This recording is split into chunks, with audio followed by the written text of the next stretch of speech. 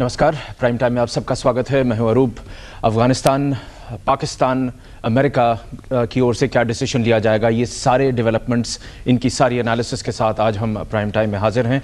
और हमारे साथ दो खास एनालिस्ट भी होंगे, मनोज जोशी, जाने माने डिफेंस एनालिस्ट, और उनके साथ प्रोफेसर कलीम बहादुर, बिल्कुल बारीकी एनालिसिस और समीक्षा आपके सामने रखने के लिए दोनों यहाँ मौजूद होंगे इस शो में। नमस्कार, मैं हूं अनुराग तोमर। उसके अलावा राजनाथ सिंह, उत्तर प्रदेश के मुख्यमंत्री, उन्होंने अपने पर्यटन मंत्री को निकाल दिया है। हमारे साथ होंगे अशोक यादव, जो राजनाथ सिंह के मंत्रिमंडल में पर्यटन मंत्री थे। लेकिन प्रोग्राम को आगे बढ़ाने से पहले न्यूज हेडलाइंस।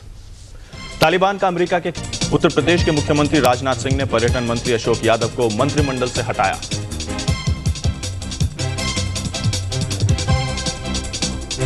और अब खबर उत्तर प्रदेश से। उत्तर प्रदेश के मुख्यमंत्री राजनाथ सिंह ने अपने एक मंत्री अशोक यादव को मंत्रिमंडल से निकाल दिया है। अशोक यादव के पास पर्यटन राज्य मंत्री का स्वतंत्र प्रभार था। पिछले कुछ समय से अशोक यादव अति पिछड़ों को आरक्षण की बीजेपी की नीति का खुलकर विरोध कर रहे थे।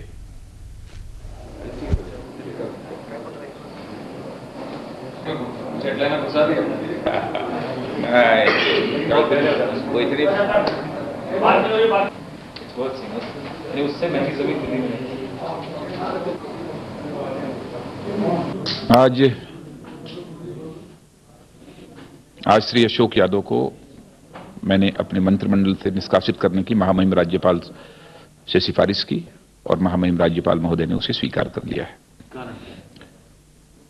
मैं ये स्पष्ट कर देना चाहता हूं कि अति दलितों और अति पिछड़ों को आरक्षण का लाभ दिए जाने का जो भी विरोध करेगा वो हमारे मंत्रिमंडल का सदस्य नहीं रह सकता।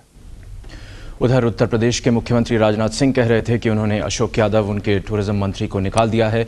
हमारे स्टूडियो में अशोक यादव जी मौजूद हैं। थोड़े बहुत नाराज़ हैं लेकिन एनिमेटेड बहुत हैं, और उम्मीद है कि वो हुआ क्या, उस ख़ास इंसिडेंट के पीछे क्या हुआ, क्यों उन्हें निकाला गया, वो सब हमें बताएंगे। अशोक जी, स्वागत है आपका। आप प्राइम टाइम के पुराने मित्र रह चुके हैं। क्या हो गया, इतनी अनबन क्यों हुई? ये वही अशोक यादव है जिसे खुद प्रधानमंत्री ने एक वक्त बुलाकर रैलियों में संबोधन करने के लिए बुलाया। आपने इतनी मदद की बीजेपी की, आज क्यों इतनी अनबन हो गई?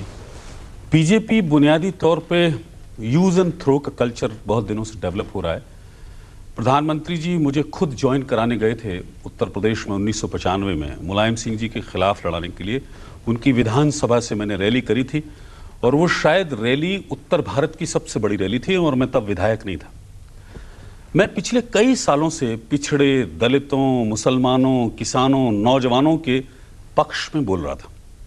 मैं पिछले कई दिनों से विश्व हिंदू परिषद के खिलाफ बोलता था। मैं पिछले कई दिनों से ये कह रहा था कि अयोध्या का नाम अगर आप इस देश के करोड़ों मुसलमानों को डराने के लिए इस्तेमाल करेंगे तो हम आपके साथ नहीं खड़े होंगे।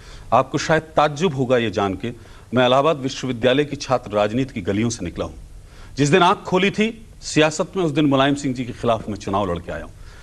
उत्तर प्रदेश की नहीं, नॉर्दर्न इंडिया की सियासत में राजनाथ सिंह होने का क्या मतलब है और अशोक यादव होने का क्या मतलब है, मैं एक सेकंड में बताना चाहता हूं। 1993 में राजनाथ सिंह जी, जो आज प्रदेश के मुखिया हैं, एक राजेंद्र यादव से 58,572 वोटों से हारे। उसके बाद उनको राज्यसभा का सदस्य बनाया गया, उसके बाद उनको पार्टी का अध्यक्ष बनाया गया। उनको बिना चुनाव लड़े, मेरी बात पूरी कहने दीजिए मुझे, उसके बाद बिना चुनाव लड़े उनको केंद्र का मंत्री बनाया गया, बिना चुनाव लड़े उत्तर प्रदेश का मुख्यमंत्री बनाया गया। और अशोक यादव 1993 में मुलायम सिंह जी से लड़के आए। अशोक जी, मामूली से दोहरा रहे हैं। अशोक जी, ये सारी बातें आपने राजनाथ सिंह जी के बारे में पहले क्यों नहीं कही जब आप उनके मंत्रिमंडल में बने हुए थे? मैं तो 1900, आपके पास क्लिपिंग रखी है, 25 अक्टूबर 1997 से सिर्फ 6 महीने हुए थे जब भारतीय जनता पार्टी की सरकार बने। मैं तब से इश्यूज के पक्ष में बोल रहा हूं। नहीं, राजनाथ सिंह के खिलाफ आपने कुछ ऐसा कहा नहीं। मैं आपसे सवाल ये पूछना चाहता हूं कि कोई भी मुख्यमंत्री क्यों बर्दाश्त करेगा मंत्रिमंडल में ऐसे किसी व्यक्ति को जो उनकी जो नीति है उसका विरोध करे, खुलकर विरोध करे? नहीं है। सामाजिक न्याय समिति के कोई नीति नहीं है। सामाजिक न्याय समिति के जो प्रस्ताव है उनसे क्या दिक्कत है आपको, क्या आपत्ति है? और वो जो कह रहे हैं वो बुनियादी तौर पर गलत कह रहे हैं। मैं तो पूरे आरक्षण के खिलाफ हूं। मैं अति पिछड़ा दलित के खिलाफ, आरक्षण देने के खिलाफ नहीं हूं।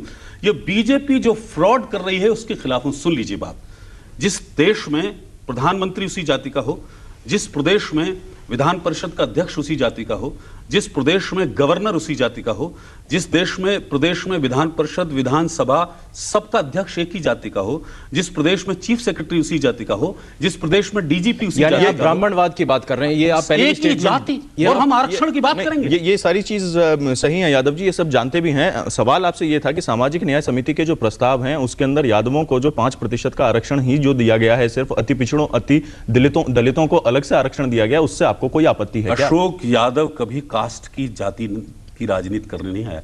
अशोक यादव ने कहा कि यह आरक्षण फ्रॉडुलेंट एक्ट है, किसी को कुछ नहीं मिल रहा है, सब ए का अधिकार काट के बी को, बी का अधिकार काट के सी को, आरक्षण देना था तो कोटा बढ़ाते। फिर ये खबरें कहां से आ रही हैं कि आप रामविलास पासवान और शरद यादव के करीब आ गए, उनकी रैलीज में आप जाते हैं, उनसे आप मिलते हैं, उनके साथ आपकी सहानुभूति? कोई चोरी छुपे नहीं मिला, रैली में जाकर गया, और वो एक विधायक की श्रद्धांजलि सभा थी, उसमें बीजेपी के भी लोग आए थे। अगर शरद यादव और रामविलास पासवान के साथ जाना अशोक यादव का जुर्म है, अगर पिछड़ों के मुद्दे उठाना अशोक यादव का जुर्म है, और अगर यह मुद्दा उठाना जुर्म है कि 1998 में प्रधानमंत्री जी ने लाल किले से घोषणा की थी कि हम हर साल 1 करोड़ नौजवानों को रोजगार देंगे। अशोक जी, आप जो कह रहे हैं उसके अंदर अजीब सा कॉन्ट्रडिक्शन नजर आ रहा है। आप ये कह रहे हैं कि मैं जातिवाद की बात नहीं करता, अब आप कह रहे हैं कि आप पिछड़ों के मसीहा हैं। एक पिछड़ी एक जाति नहीं है, पिछड़ा तो 58% का समाज है, दलितों का बहुत बड़ा समाज है, मुसलमानों का बहुत बड़ा समाज है। दलितों का शोषण हुआ है, उनको आरक्षण तो मिलना चाहिए। आप इससे Ashok Yadav is not representing only one cast. लेकिन आप ये भी कह रहे हैं कि आरक्षण नहीं उनको। मुझे ये बताइए कि आज बीजेपी के मंच पर कौन पिछड़ा है, कौन दलित है, ऊपर से नीचे तक उठा के देखिए। आपने बीजेपी पार्टी छोड़ क्यों नहीं दी? बीजेपी पार्टी छोड़ क्यों? मैं मुद्दे उठा रहा हूं, आप इसके लिए अप्रिशिएट नहीं करेंगे। आप ये कह रहे हैं कि क्या हिंदुस्तान की इतिहास जी आप ये कह रहे हैं जानेगा, आने वाली नस्लें मुझे आपने पार्टी छोड़ी। अशोक जी एक सेकंड, आप उत्तर प्रदेश के दर्शक इस वक्त देख रहे हैं आपको टेलीविजन सेट पर, सब जानना चाहेंगे, चाहे वो आपके दोस्त हों या दुश्मन, कि क्यों आपके खिलाफ ये एक्शन लिया गया है, आपके हिसाब से क्यों एक्शन लिया गया? मुझे ये समझाइए।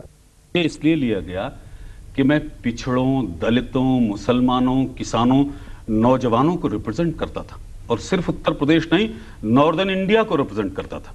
और मैं ये आवाज उठा रहा था कि ये आप धोखा कर रहे हैं, ये दलितों के साथ भी धोखा कर रहे हैं, पिछड़ों को धोखा कर रहे हैं। कितने लोग पार्टी में हैं, कितने लोग सत्ता में हैं, आप चेहरा उठा के देखिए और पूछिए राजनाथ सिंह से, अगले चुनाव में कितने टिकट देंगे पिछड़ों को, कितने देंगे दलितों को? अभी मंत्रिमंडल बना केंद्र का, कितने दलित बनाए, कितने पिछड़े बनाए? आप मंच पे बैठा लेंगे एक जाति के लोग और बात करेंगे आरक्षण की। आप बीपी मंडल का आपने विरोध किया, काका कालेकर का आपने विरोध किया, बीपी सिंह का आपने विरोध किया, महिलाओं के आरक्षण की बात आई तो पिछड़े वर्ग की महिलाओं का विरोध आपने किया। ये सब बड़ा अटपटा सा लग रहा है, क्योंकि अब आपको पार्टी से निकाल दिया गया, पार्टी में रहते हुए आप कह रहे हैं आपने ये आवाज उठाई, लेकिन हमें देखिए जी वो क्लिपिंग्स के अंदर ये है जरूर, लेकिन वो इतनी जोरदार आवाज नहीं थी। लौट कर आएंगे, ये डिस्कशन जारी रहेगा। फिलहाल समय एक छोटे से ब्रेक का।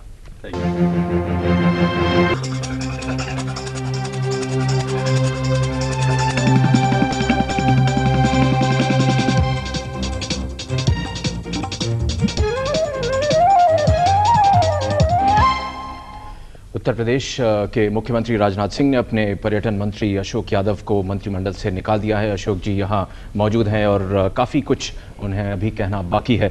अशोक जी, ये एक सवाल जिसका जवाब आप देना नहीं चाहते, आगे की रणनीति क्या है, क्या सोच है आपकी? अब चूंकि अब आप वापस तो जाएंगे नहीं, वापस बीजेपी की नहीं, तो अब आप क्या करेंगे? मैं ये करूंगा, और मेरी बात अगर ऐसे सुन लें, शायद आपके पास भी वक्त कम है, कि याचना नहीं अब रण होगा और संघर्ष बड़ा भीषण होगा। दुर्योधन दृश्य विकट होगा, रण में अब काल प्रकट होगा, महारथी वीर चिल्लाएंगे और फिर भी कोलाहल रोक न पाएंगे। अशोक जी, कौन है आपके साथ? जी मेरे साथ बहुत लोग हैं, और हिंदुस्तान की पूरी एक दो बड़े नाम उत्तर प्रदेश नाम इस वक्त इसलिए नहीं लेना चाहता हूं कि हिंदुस्तान की पूरी सियासत अपना रंग बदलेगी। हिंदुस्तान की सियासत को आज ये पता चला है कि पिछड़े दलितों और मुसलमानों की बात करने का क्या हश्र होगा इस बीजेपी में।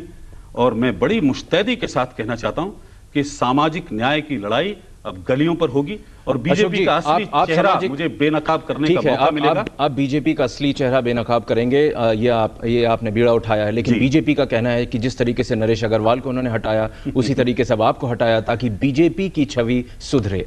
अशोक यादव इशू की बात कर रहा है, और मैं मेहरबानी करके ये कहना चाहता हूं, इस इतने बड़े इशू को, बल्कि राजनाथ सिंह बहुत छोटे आदमी है इस इशू के आगे, कोई भी बहुत बड़ा आदमी बहुत छोटा आदमी। ये पिछले दलितों और मुसलमानों का इशू सारे हिंदुस्तान के बराबर इसकी हैसियत है। और मैं कहना चाहता हूं उन लोगों के लिए एक और बीजेपी की बात कि सियासी ईंट से रिश्तों की दीवारें बनाता था, मोहब्बत की कसम खाता था, तलवारें बनाता था। इनका असली चेहरा ये है। और एक बात आखिर में ये कहना चाहता हूं कि सफर में मुश्किलें आए तो हिम्मत और बढ़ती है, कोई जब रास्ता रोके तो जरूरत और बढ़ती है। अगर बिकने पे आ जाओ तो घट जाते हैं दाम अक्सर, और न बिकने का इरादा हो तो कीमत और बढ़ती है। अशोक जी, आपसे आखिरी सवाल, शरद यादव और रामविलास पासवान से हाथ मिलाएंगे और उत्तर प्रदेश का चुनाव उनके साथ हाथ मिलाकर लड़ेंगे? वो पूरे हिंदुस्तान में पिछड़े और दलितों और मुसलमानों की सियासत करने वाले लोग अशोक यादव को मुबारकबाद दे रहे हैं। मैं समझता हूं कि लोग 10 दिन में अपनी रणनीति बनाएंगे और मुझसे खुद संपर्क करेंगे और मैं जनता के बीच में जाऊंगा ये मुद्दा लेकर। अशोक जी, शुक्रिया। अशोक जी, आप प्राइम टाइम में आए, आपने हमारे से बात की और अपने पॉइंट्स हमारे सामने रखे। हमसे बात करने के लिए शुक्रिया। और कुछ बेहतरीन शेर व शायरी भी किया। Thank you very much. और फिलहाल